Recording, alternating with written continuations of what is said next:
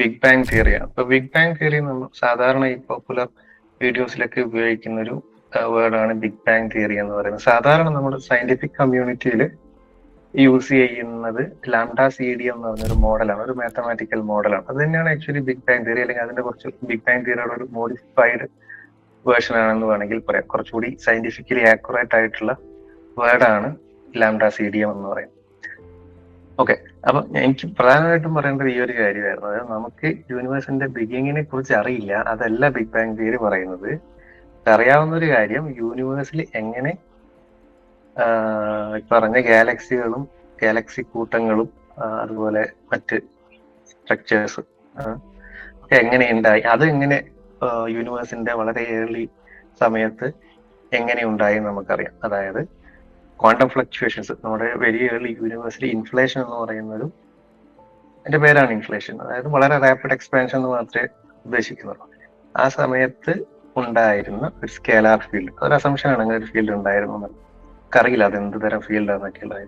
ആ സ്കേലാർ ഫീൽഡിൽ ഉണ്ടായിരുന്ന ക്വാണ്ടം ഫ്ലക്ച്വേഷൻസ് എന്ത് സംഭവിച്ചു, ഈ എക്സ്പാൻഷന്റെ സമയത്ത് ഈ ഫ്ലക്ച്വേഷൻസ് ഒരു പർട്ടിക്കുലർ വാല്യൂവിൽ ഒരു പർട്ടിക്കുലർ സ്പേസ് ആണ് എക്സ്പാൻഡ് ചെയ്യുന്നത്.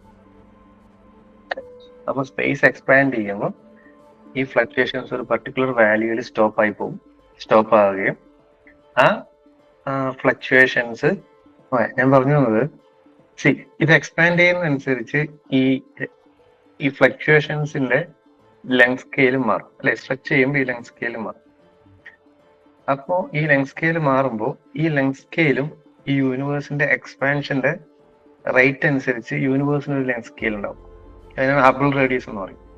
ഇത് രണ്ടും മാച്ച് ആകുമ്പോഴാണ് ഇത് ഫ്രോസൺ ആവുന്നത്. അപ്പൊ അത് ഫ്രോസൺ ആയല്ലോ. ഇനി ഈ ഫ്ലക്ച്വേഷൻസ് എന്ന് പറയുന്നത് നിരന്തരം സംഭവിച്ചുകൊണ്ടിരിക്കുകയാണ്. അടുത്തത് വരും, അതിൻ്റെ ഉള്ളിൽ വേറെ ഫ്ലക്ച്വേഷൻ, അപ്പൊ അതും ഈ പറഞ്ഞ പോലെ വലിയും. ഓക്കെ, അപ്പൊ നെക്സ്റ്റ് സാധനം കുറച്ച് സമയം കഴിയുമ്പോൾ കപ്പിളാവും. അങ്ങനെ ഓരോ സമയത്തും പല ഫ്ലക്ച്വേഷൻസ് കപ്പിളാവും. അങ്ങനെ പല ആംപ്ലിറ്റ്യൂഡിലുള്ള ഫ്ലക്ച്വേഷൻസ് ഹബിൾ റേഡിയസിന്റെ പുറത്തേക്ക് പോകും എക്സ്പാൻഡ് ചെയ്യുന്നതനുസരിച്ച്. അതൊക്കെ ഫ്രോസൺ ആയിട്ട് മാറും. അങ്ങനെ പല ഫ്ലക്ച്വേഷൻസ് അല്ല പല തരത്തില് സ്പേസിൽ ഉയർച്ചയും താഴ്ചയും ഉണ്ടാവും. ആ ഉയർച്ചയും താഴ്ചയുമാണ് പിന്നീട് സ്ട്രക്ചർ ആയിട്ട് മാറുന്നതെന്നാണ് ഞാൻ പറഞ്ഞത്.